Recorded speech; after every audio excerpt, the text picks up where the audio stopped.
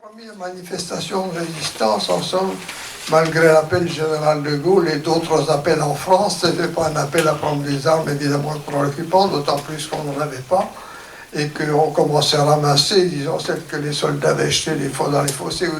ou dans le canal ou dans la Deule à Lille, par exemple. Il y avait un mot d'ordre comme ça, mais il n'était pas question de s'en servir à l'époque.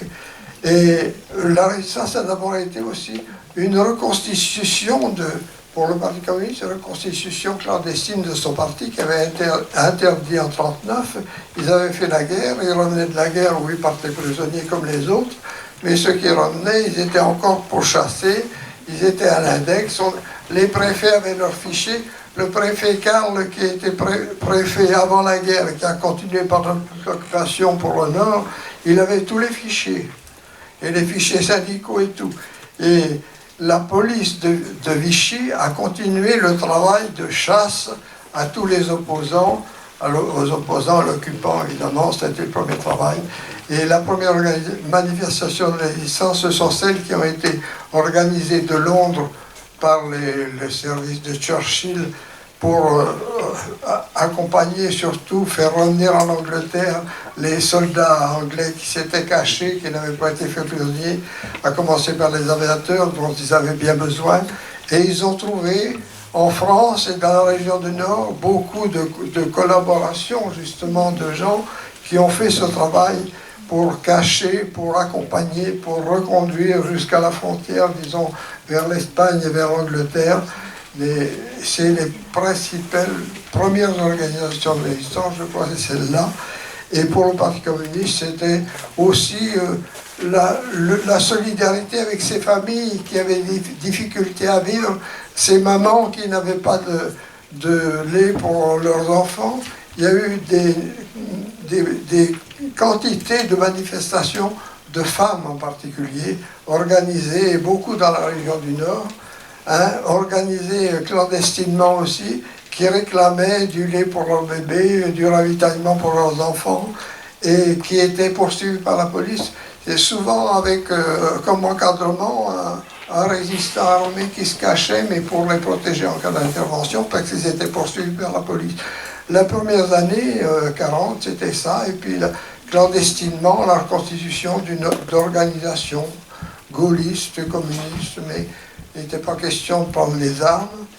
Pour le Nord, il y a eu une manifestation un coup de tonnerre. Alors ça a été les mineurs qui ont arrêté le travail, eux qui tenaient un front important pour l'occupant, produire du charbon, pour l'Allemagne en particulier qui manquait de carburant, c'était vital aussi. Et ça a été un coup dur, 100 000 mineurs qui vont se mettre en grève, qui ont organisé ça depuis plusieurs mois, disons clandestinement, avec l'appui du Parti communiste qui avait fait circuler des cahiers de revendication dans les mines, et qui vont tenir pendant près de 2 semaines, grâce à l'intervention des femmes de mineurs. Tout ça, c'était un mouvement de résistance qui a surpris tout le monde en mai 40, alors que jusque-là, il n'y avait pas eu de grand mouvement, mais qui va être réprimé très durement. Les premiers déportés résistants qui vont partir en Allemagne, ce sont ceux qui ont été arrêtés pendant la grève des mineurs, y compris de nombreuses femmes, de ces femmes courageuses qui n'en sont pas toutes revenues de déportation, mais j'en ai connu quelques-unes après la guerre, là, qui étaient vraiment des femmes extraordinaires. Voilà, et ce mouvement-là, qui intervient juste avant qu'Hitler attaque l'Union soviétique, va avoir une portée considérable. Il a été réprimé terriblement, mais ça va être quand même le commencement aussi de la résistance. Et avec le 22 juin 1941, l'attaque contre l'Union soviétique, le Parti communiste a décidé de passer à la lutte armée. Cette fois, on va déjà avoir des organisations qui commencent la lutte armée bien difficilement, avec peu d'armes, mais qui ne sont pas suivies d'ailleurs par les autres mouvements, puisque De Gaulle de Londres dit qu'il ne faut pas tuer de soldats allemands. C'est pas le moment, la répression serait trop terrible. Ces courageux qui prennent les devants, là, les premiers mouvements, ces mineurs qui se sont cachés, entre autres, et qui étaient de toute nationalité, on avait embauché tout le monde dans les mines. Eh bien, ce sont les premiers qui vont mener cette lutte et dans un certain isolement aussi, seuls en avant-garde, ils vont le payer très cher pendant les années 41, 42, jusqu'en 43. Mais la résistance suit le cours de la guerre. Elle va prendre un autre développement aussi bientôt parce que sur le front de l'Est, après avoir crié victoire en 41 et Hitler pensant avec ses généraux qu'il allait pouvoir passer l'hiver au chaud à Moscou, il a fallu déchanter, c'est une première déroute, d'autant plus que les Américains aussi sont entrés dans la guerre et ont débarqué en Afrique du Nord. Voilà une situation tout à fait nouvelle dans laquelle les mouvements de résistance vont prendre un autre développement, une aide plus importante aussi un peu de Londres, disons, et du général de Gaulle, qui, lui, se préoccupe d'unifier les différents mouvements de résistance, parce qu'ils sont divers, hein, et il va faire tous ses efforts pour les rassembler. Il envoie Jean Moulin en France, vous le savez déjà, son représentant pour prendre contact avec tous ces mouvements et les unifier.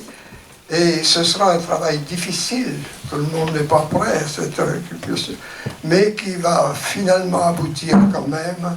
le 27 mai 1943 par la constitution du Conseil national de la résistance, où les maquis vont se développer. Le maquis, c'est une nouvelle forme d'action de résistance, l'action menée par des petits groupes qui se cachent,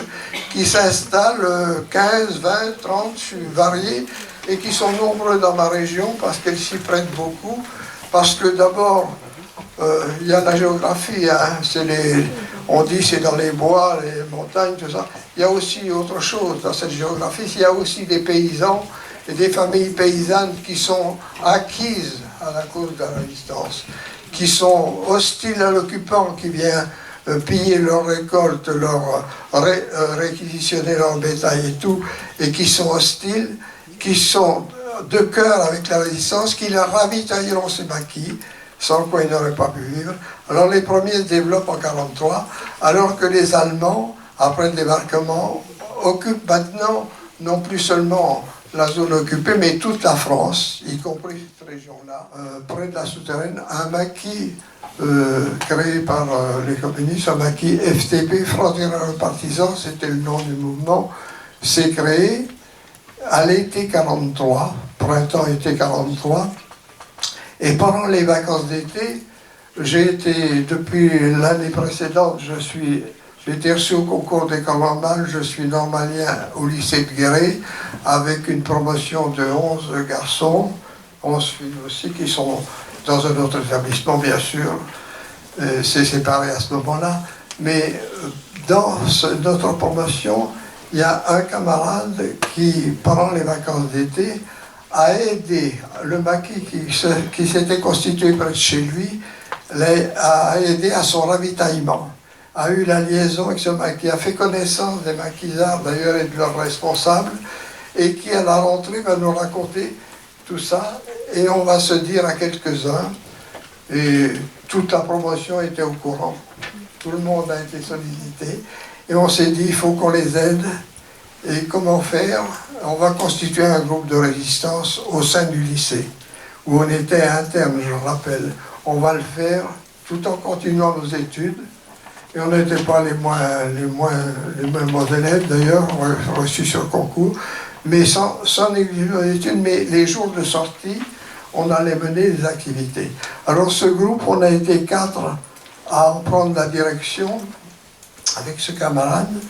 dont je faisais partie, le classeur, là, et on va mener des actions en liaison avec le maquis.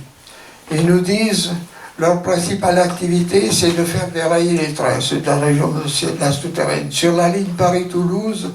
où passent des tas de trains de marchandises qui emmènent tout ce que les Allemands ont pillé dans le sud de la France. Les maquis, ils avaient besoin d'explosifs. Ils ne bénéficiaient pas beaucoup, d'ailleurs, des parachutages anglais. Et ils avaient dit, il faut que vous ayez une mission que vous pourriez mener, parce que parmi nos camarades, il y en a un dont le père avait travaillé dans les carrières de granit du Mont-Puy, comme on appelle, à proximité de Guéret, qui connaissait bien les lieux, Il a dit, vous pourriez aller chercher les explosifs, là ils en ont, ils l'utilisent pour leur travail. Ça nous permettrait de continuer nos sabotages, tout ça. Et on a mené une de nos premières expéditions, c'était celle-là, à quelques-uns, 4 ou 5, on était, je crois, un soir de nuit à la baraque où étaient stockés les explosifs qui n'étaient pas gardés à ce moment-là par l'entreprise. Et on a forcé la porte et on a chargé nos musettes, nos sacs à dos avec tout ce toutes les cartouches de dynamite et les cordons Bic-Fort, les détonateurs qu'on a ramenés aux résistants qui ont pu continuer leur travail de sabotage aussi. Ils nous ont dit bientôt aussi, ben vous pourriez aussi nous trouver des vêtements. C'était l'hiver 43-44.